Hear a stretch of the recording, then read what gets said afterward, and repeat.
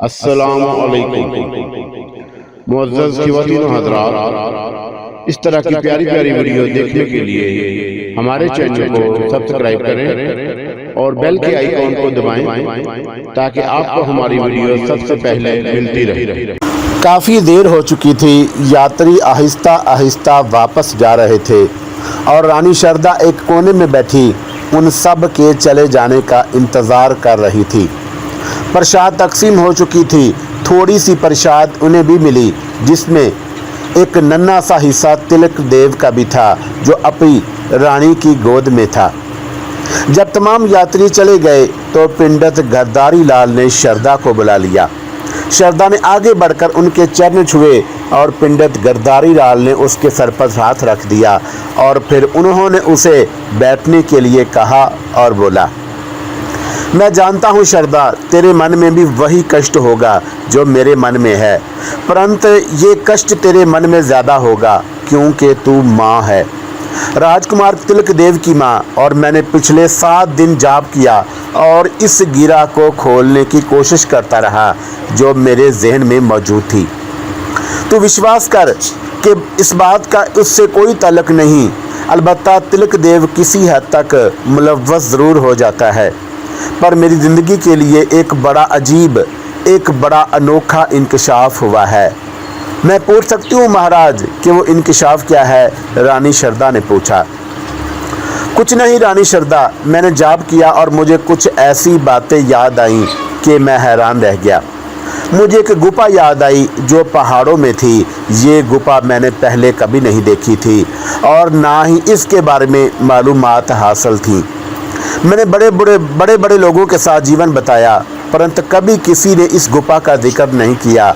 और फिर वो गुफा जो जाप के दरमियान मेरी मन की आंखों ने देखी, क्यों आलमे वजूद में आई थी।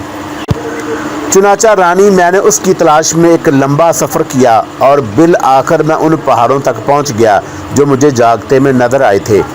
जाप के दौरान मैंने उन पहाड़ों को देखा। पहाड़ के दामन में दरिया के उस किनारे एक अजीब सी जगह है। मुझे उस जगह से थोड़ी दूर एक बस्ती के आसार भी मिले, बस ऐसे आसार जिन्हें कोई देखे तो ये ना समझ सके कि यहाँ कोई बस्ती आबाद थी। लेकिन मेरी आंखों ने चौंका। जाप के दौरान ये सब कुछ देखा था, इसलिए मैंने ढूंढ कर वो निशानात तलाश कर ही लिए और फिर उन निशानों से कुछ दूर मुझे वो पहाड़ी गुफा भी नज़र आ गई जो मैंने जाप के दौरान अपनी मन की आंखों से देखी थी। उस पहाड़ की गुफा के सामने एक पत्थर मौजूद है।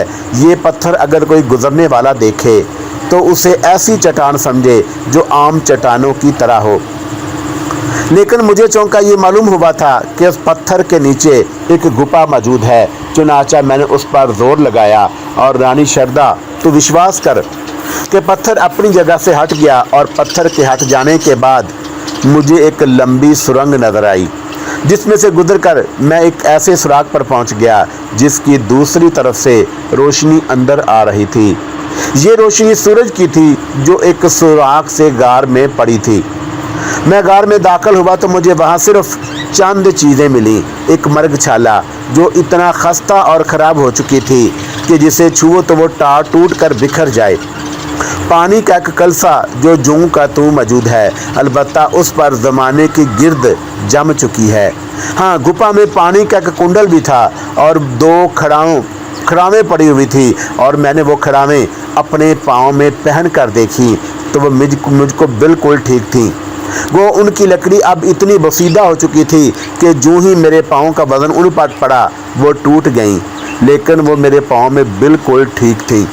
कुंडल भी मेरे उठाने से बिल्कुल टूट गया, सिर्फ पानी का कलसा रह गया जिसे मैं उठाकर अपने साथ ले आया हूँ।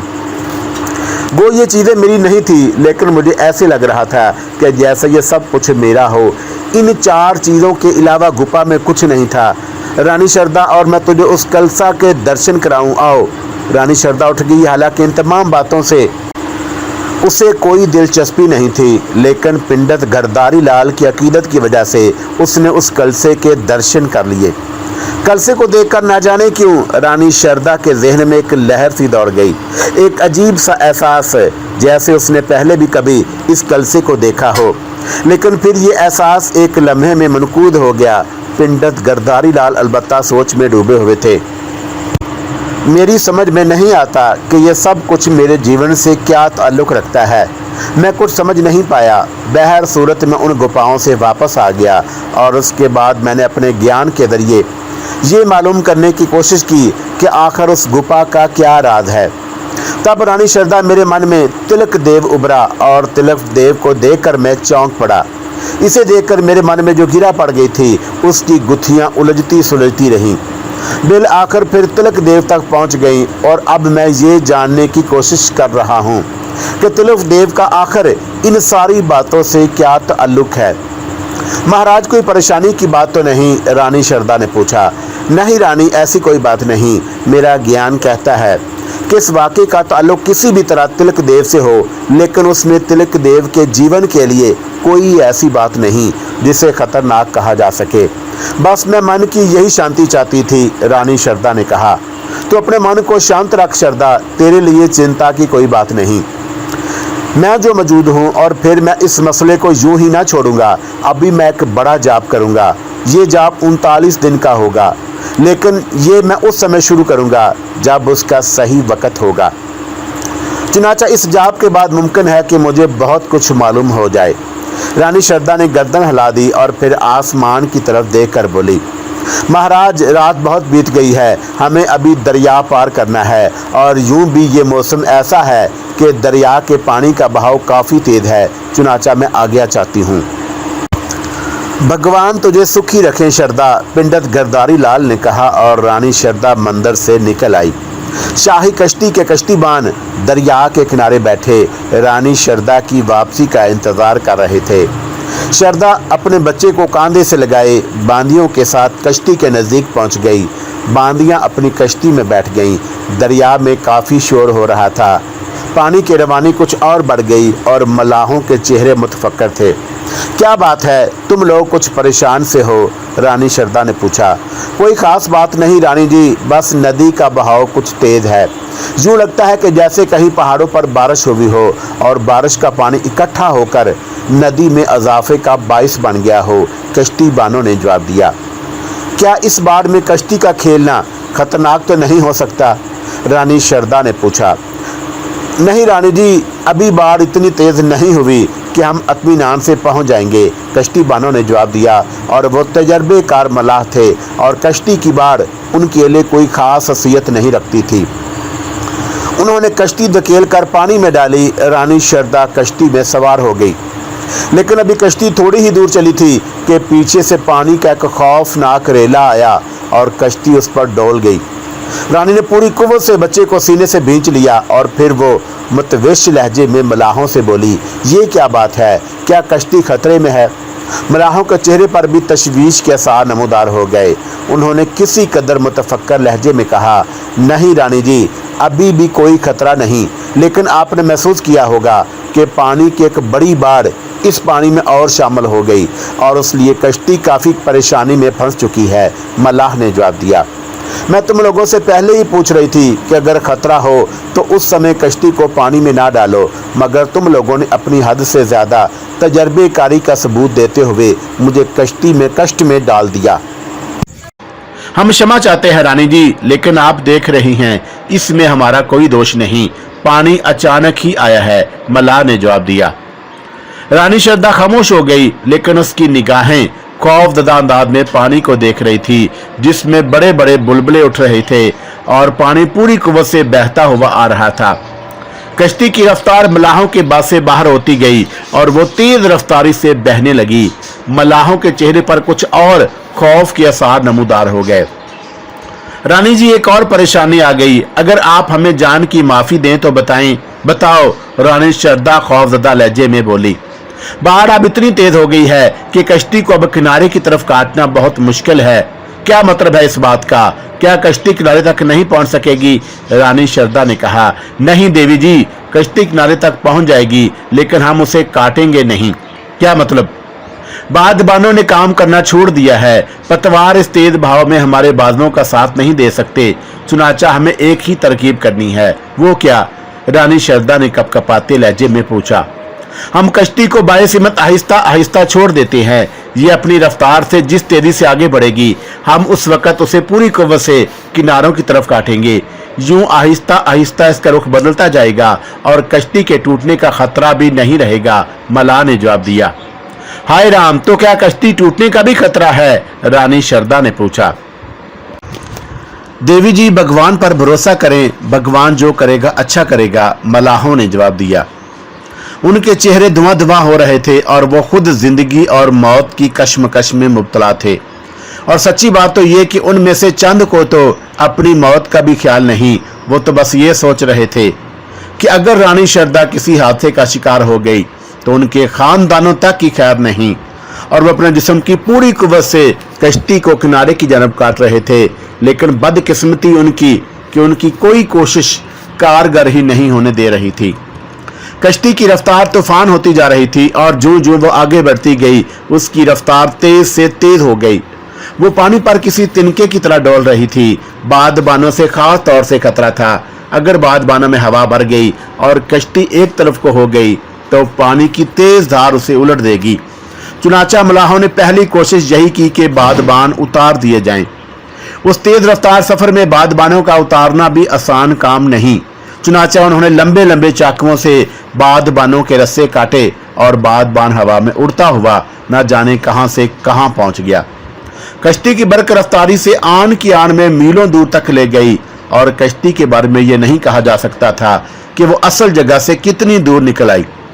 मलाहों की हर तदबीर नाकाम हो गई और जब उम्मीद की आखिरी डोर भी टूट गई तो मलाह हाथ जोड़कर खड़े हो गए। रानी जी, भगवान की सौगंध, इसमें हमारा कोई दोष नहीं, हमें क्षमा कर दें। हमने अपने नमक का हक अदा करने में कोई कसर नहीं छोड़ी। रानी शारदा उनके चेहरों की सरासीमगी से उनका मकसद समझ गई और उसने आसमान की तरफ देखा और फिर अपने खूबसूरत बच्चे की जानब और उसकी आंखों से आंसू टपक पड़े। हाय राम, क्या तिलक देव इतनी सी उम्र के लिए इस संसार में आया? और फिर उसने दर्द भरे लहजे में कहा, हाय भगवान, अगर तेरी दिया हो जाए तो मैं अपना जीवन अपने बच्चे को देने के लिए तैयार हूं। तू मेरा जीवन छीन ले और मेरे तिलक देव को मेरा जीवन दे दे। रानी शारदा ने दर्द भरी आवाज में कहा और बांदियों की चीखें निकल गईं और वह सब की सब अपनी जिंदगी से खौफजदा थी। लेकिन रानी शारदा की दर्द भरी बात सुनकर वो अपना दुख भूल गईं और उन सब की आंसुओं से आंसू रवां हो गए। मलाह जी छोड़ बैठे थे। कश्ती अब कोई दम की मेहमान थी और कभी कभी वो पूरी की पूरी घूम जाती। जिस वक्त वो घूमती तो बांदियां एक दूसरे पर गिरती, लेकिन अब बांदियों ने रानी शारदा के गिर्द अपना हल्का बना लिया ताकि रानी शारदा इधर से उधर ना गिरने पाए। पानी की एक तेज लहर ने कश्ती को बहुत ऊंचा उठा लिया। मलाहों को यकीन हो गया कि उसके बाद कश्ती नीचे आएगी तो फौरी तौर पर या तो बीच में से टूट जाएगी या फिर डूब जाएगी। वो अपनी मौत का इंतजार करने लगे, लेकिन ना जाने क्या हुआ, ना जाने क्या हुआ। कश्ती की रफ्तार एकदम कम हो गई। यूं लगता था जैसे वो किसी चीज पर चढ़ गई हो। लहरों के जो हलकोरे कश्ती के नीचे महसूस होते रहे थे यक लख्त थम गए और लोग जो अब तक किसी भी लम्हा मौत के मुंतज़िर थे उस अचानक सकूत और खामोशी पर इस अंदाज में साकत रह गए जैसे मतवक्का हो कि अब जिंदगी का वो आखिरी लम्हा आन पहुंचा जो उन्हें मौत के गोश में पहुंचा देगा और वो जिंदा ना बढ़ सकेंगे।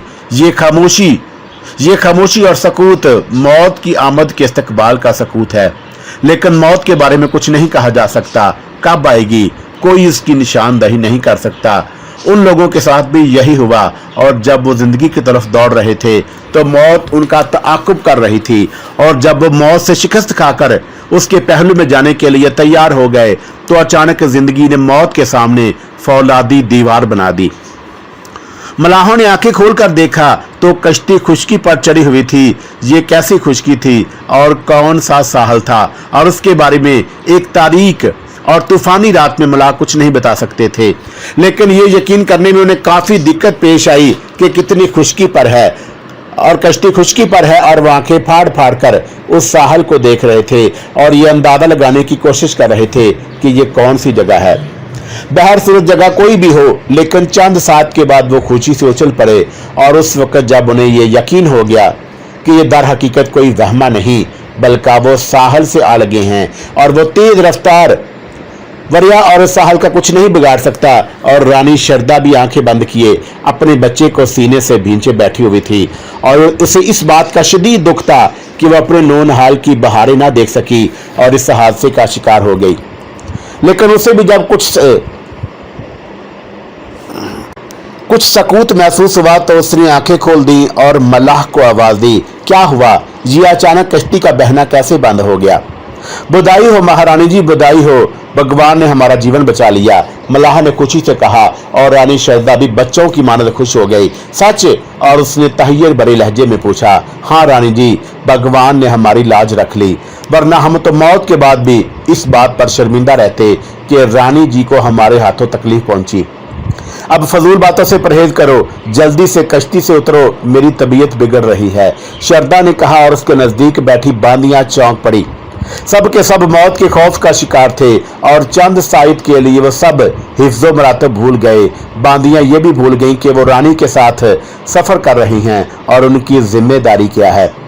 मौत बड़ी खौफनाक चीज है और जिंदगी भर आदमी इक़्तिदार के पीछे दौड़ता रहता है, लेकिन जब मौत नजदीक आ जाए तो सारे इक़्तिदार, सारे हिफ्ज़ो मरातब समुंदर में बह जाते हैं। बांदियों का भी इस वक्त तक यही हाल था, लेकिन जब उन्हें नई जिंदगी की उम्मीद हो गई तो उन्हें यह भी ख्याल आया कि रानी शरदा की खिदमत ही उनका जीवन है और अगर उन्होंने रानी शरदा के लिए कुछ ना किया तो फिर जीवन में भी उनके लिए कांटे ही कांटे होंगे।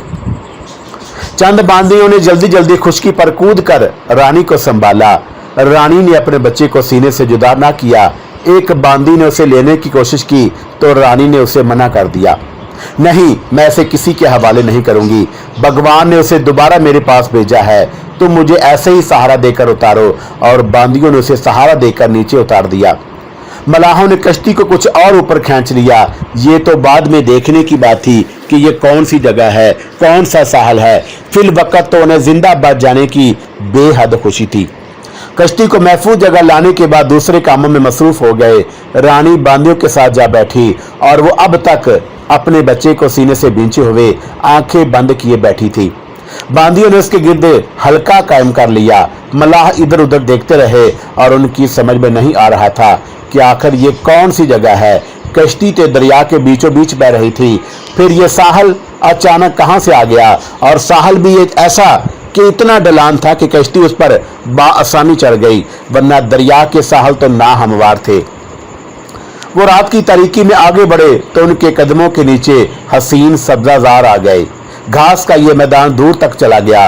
गोद थोड़ी सी चढ़ाई थी, लेकिन इतनी नहीं कि वो किसी तकलीफ का शिकार हो जाते। फिर उन्होंने दरख्तों की कतारें देखी। दरख्त सरसब्ज शादाब थे। ये हसीन जगह उनकी समझ से बाहर थी। इससे पहले उन्होंने कभी इस हसीन जगह को नहीं देखा था। वो दरख्तों के सूखे हुए पत्ते और उस जगह की हालत से यूं लगता था कि यहाँ इंसानी वजूद नहीं और जो इस जगह को साफ सुथरा करता। लेकिन बहर सूरत ये अनोखी जगह उनकी समझ में बिल्कुल ना आई।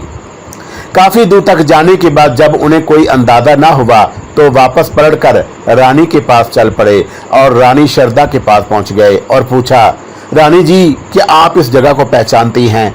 नहीं, क्यों, क्या बात हुई? हमारी समझ में तो नहीं आती कि यह कौन सी जगह है, मलाहों ने जवाब दिया।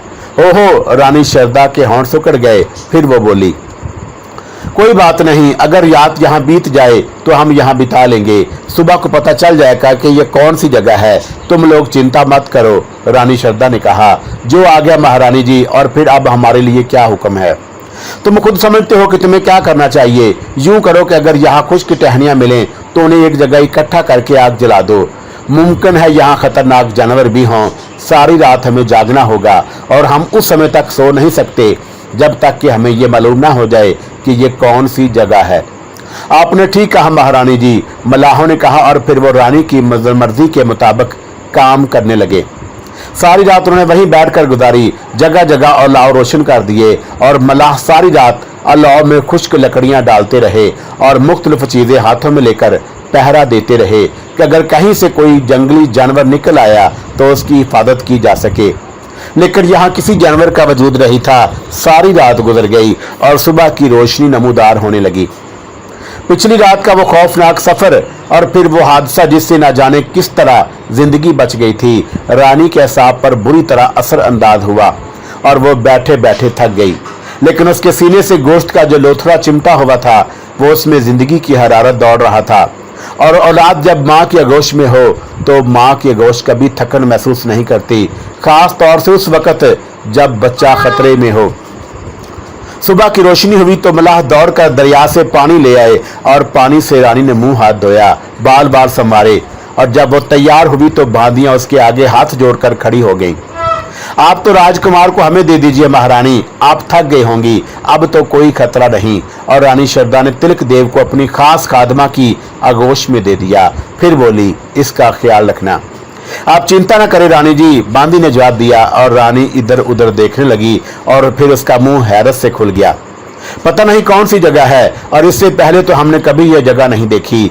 यूं लगता है जैसे हम काफी दूर निकल आए, रानी शारदा ने कहा। हाँ रानी जी, एक बांदी ने जवाब दिया, लेकिन यह फासला इतना है कि कभी हमने इधर का रुख नहीं किया, दूसरी बांदी ने कहा। हाँ, हम काफी दूर आ चुके हैं और मेरा भी यही ख्याल है कि दूर होने की वजह से हम रास्ते पर भी कभी नहीं आए, रानी शारदा ने फिर जवाब दिया। लेकिन अब क्या होगा? कुछ नहीं होगा रानी जी, अब सब कुछ ठीक हो जाएगा। रात की बात दूसरी थी, आप फिक्र ना करें, हम किसी न किसी तरह रास्ता तलाश कर लेंगे और उसके बाद अपनी मंजिल पर पहुंच जाएंगे। मलाहों ने रानी को यकीन दिलाया और रानी सर हिलाने लगी। लेकिन तुम लोग पता तो चलाओ कि आखिर ये कौन सी जगह है। बस दिन की रोशनी फूट चुकी है, अब हम उस जगह के बारे में अंदाज़ा लगाने के लिए निकलते हैं, एक मलाह ने जवाब दिया। रानी ने गर्दन हिला दी। मलाह तो एक तरफ चले गए, लेकिन रानी को भी उस जगह के बारे में तजस्सुस था। चुनाचा वो अपनी बांदियों के साथ एक तरफ चल पड़ी। उसने जिस तरफ का रुख किया था वो चढ़ाई थी, और उस चढ़ाई का अंदाज़ा रात की तारीकी में तो नहीं हो सका था। लेकिन अब दिन की रोशनी में उन्हें उस जगह के बीचों बीच दरख्तों में घिरी एक बोसीदा इमारत नजर आई और वो सब चौंक पड़ी। ये इमारत बहुत बोसीदा थी और उस पर काई की तह इतनी गहरी हो गई थी कि इमारत बिल्कुल स्याह और तारीक नजर आ रही थी। टूटी फूटी हुई इमारत बेहद मुजीब थी, लेकिन रानी के दिल में उस इमारत के बारे में कोई एहसास नहीं जागा। वो तजस्सुस के साथ उस जगह बढ़ गई। देखे तो सही कि ये कौन सी इमारत है, कौन सी जगह है, उसने अपनी बांदियों से कहा और बांदियां भी उसके पीछे हो ली। थोड़ी देर के बाद वो इमारत के दरवाजे तक पहुंच गई। बड़ी हसीन इमारत होगी किसी ज़माने में, लेकिन अब तो बिल्कुल बदनुमा लग रही थी। सारी इमारत काई की लपेट में थी। जगह जगह जंग ने दीवारों को बुरी तरह खा लिया था। कई जगह से ईंटें गिर चुकी थीं। मुमकिन है कि कभी दरिया का पानी यहाँ चढ़ आया हो और जिसके निशानात नज़र आ रहे थे। लेकिन ये बोसीदा इमारत बड़ी ही अजीब और पुरअसरार थी। रानी ने एक लम्हे के लिए झुरझुरी सी ली और उसे ना जाने क्यों ये एहसास हुआ था कि इस इमारत में दाखिल होना ठीक नहीं। फिर दूसरे लम्हे उसने अपने ज़हन से ये ख्याल झटक दिया और उसके खौफ पर तजस्सुस गालिब आ गया। इस इमारत को देखना तो चाहिए, आखिर ये है कौन सी इमारत और किसने बनवाई है, उसने सोचा और अपनी बांदियों के साथ इमारत में दाखिल हो गई। अंदर का माहौल बिल्कुल खामोश था। इमारत के बीचों बीच एक टूटी हुई समाधि नजर आ रही थी। समाधि का ऊपरी हिस्सा वो गिर चुका था, लेकिन बाकी निचला हिस्सा सलामत था। उसने इधर उधर देखा, फिर गहरी सांस लेकर बोली, किसी की समाधि मालूम होती है। हाँ महारानी जी, लेकिन किसकी? और इससे पहले कि हमने इस समाधि के बारे में क्यों नहीं सुना? वही बात आती है महारानी जी कि ये इलाका हमारी राजधानी से इतना दूर है कि हम कभी इस तरफ नहीं आ सके, बांदी ने जवाब दिया। लेकिन अनोखी जगह है, हमें तो बड़ी अजीब महसूस हो रही है, रानी शारदा ने कहा। महारानी जी, आपको खौफ तो महसूस नहीं हो रहा? नहीं, हमारा तो ख्याल है कि यहाँ से चलें, बांदियों ने कहा। क्यों, तुम लोग क्यों परेशान हो रही हो? रानी शारदा ने पूछा। ना जाने क्यों रानी जी, हमें एक अजीब सा एहसास हो रहा है। जैसे जैसे बांदी कोई सही जुमला अदा न कर सकी और खामोश हो गई। रानी शारदा हंस पड़ी थी। पगली है तू, छोड़, मनुष्य के जीवन की इंतहा तो यही होती है, तो फिर उससे क्या डरना, रानी शारदा ने कहा और फिर बांदियों से बोली, अच्छा अब तुम लोग ज़रा दूर हट जाओ, मैं कुछ देर सोना चाहती हूँ, सारी रात की जागी हुई हूँ, सख्त नींद आ रही है। राजकुमार को हमें दे दो रानी जी, बांदियों ने कहा। नहीं, इसे मेरे पास ही सोने दो, रानी शारदा ने कहा और फिर अपने बच्चे को बेले से लगाए लेट गई। बांदियां दूर चली गई थी। रानी खामोशी से आंखें बंद करके लेट गई। अभी उसे लेटे हुए थोड़ी देर गुजरी थी कि दफतन उसे एक सरसराहट महसूस हुई। वो चौंक गई। उसने आंखें खोलकर देखा, लेकिन दूर दूर तक कोई नहीं था। रानी ने उसे अपनी समात का वहम समझा। उसने फिर आंखें बंद की, लेकिन दफतन उसकी निगाहों में एक अजीब सा एहसास जाग उठा। उसे यूं लगा कि जैसे उसकी पलकें जुड़ रही हों और अब ये पलकें खुल ना सकेंगी, और उसने पलकें खोलने की कोशिश की, लेकिन कोशिश के बावजूद उसकी पलकें ना खुल सकी और बंद आंखों में उसे वो आंखें नजर आईं। दो हसीन आंखें, ऐसी हसीन आंखें जिनकी कशिश का वो तसव्वुर नहीं कर सकती थी। ये आंखें खौफनाक नहीं थी, बड़ी सुंदर, बड़ी प्यारी आंखें थी और बड़े प्यार से रानी को देख रही थी। रानी ने चौंक कर दोबारा पलकें खोलने की कोशिश की और उसे इस बार उसकी आंखें खुल गईं। वह हैरानी से चारों तरफ देखने लगी और फिर दफतन उसकी निगाहें अपने बच्चे पर पड़ी। दूसरे लम्हे वो हैरत से उछल कर बैठ गई। बच्चे के कदमों में खूबसूरत फूलों के ढेर लगे हुए थे और ये फूल कुर्बो जवार में कहीं नजर नहीं आ रहे थे। ना जाने ये फूल कहाँ से आ गए, न जाने। रानी शारदा अपनी जगह से उठकर खड़ी हो गई और वो तअज्जुब से अपने चारों तरफ देख रही थी। फूल राजकुमार के कदमों में महक रहे थे, जीते जागते ताज़ा फूल। और किसी बांदी को क्या पड़ी थी कि वो सोते हुए राजकुमार के चरणों में फूल भेंट करे, और फिर बांदी तो यहाँ आने की जुर्रत भी नहीं कर सकती थी, क्योंकि रानी ने उन्हें मना कर दिया था। फिर ये फूल, चंद लम्हात के लिए रानी के ज़हन में खौफ के साए रींग आए। ये समाधि न जाने किसकी है, कहीं कोई ऐसी वैसी बात ना हो जाए। और उसने सोते हुए राजकुमार को देखा जो बड़ी मस्त नींद सो रहा था, बिल्कुल पुरसकून, और रानी को सुकून हुआ।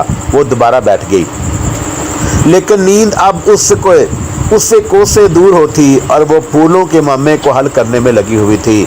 आखिर ये फूल कहाँ से आए? फिर उसने सोचा कि फूल तो अकीदत की, प्यार की निशानी होते हैं, इनसे कोई बुराई तो नहीं झलकती। सच कहा रानी जी। और एक मधुर आवाज़ उसके कानों में उभरी और रानी फिर उछल पड़ी। कौन है यहाँ? उसकी गगयाई हुई आवाज़ उभरी, लेकिन इस सवाल का उसे कोई जवाब नहीं मिला। मैं पूछती हूँ कि यहाँ कौन है? वो फिर बोली, और उसकी आवाज़ दरो दीवार से टकरा कर वापस पलट आई और उसे कोई जवाब नहीं मिला था। हे भगवान, मैं किस मुसीबत में पड़ गई, ये क्या कष्ट आ पड़ा है मुझ पर, क्या करूं? उसने खुद से कहा और गर्दन झुका ली। तुम परेशान क्यों हो शारदा? वही आवाज़ फिर उभरी और शारदा का झुका हुआ सर दोबारा उठ गया।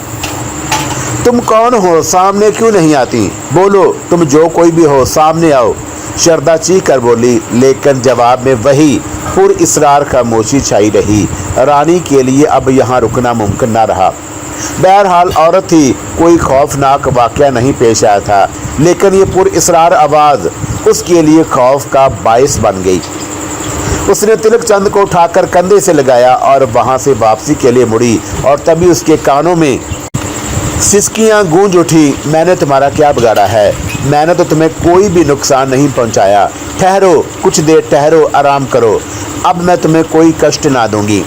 ठहर जाओ रानी शारदा, थोड़ी देर तो ठहर जा। सिसकियों के साथ ये आवाज़ भी उसके कानों में गूंज रही थी, लेकिन वो ना रुकी। खौफ से उसके रोंगटे खड़े हो गए और अब उस वीरान माहौल से वाकई खौफ महसूस होने लगा था। दूर से बांदियाँ नजर आईं और मैं उसे कुछ डारस हुई और उसकी रफ्तार तेज़ हो गई। फिर बांदियों ने उसे देख लिया और उसकी तरफ दौड़ पड़ी। वो भागती हुई उसके करीब पहुंच गई थी। हमें आवाज़ दी ली होती, हमें बुला लिया होता रानी जी, बांदियाँ कहने लगी। आप सोई क्यों नहीं?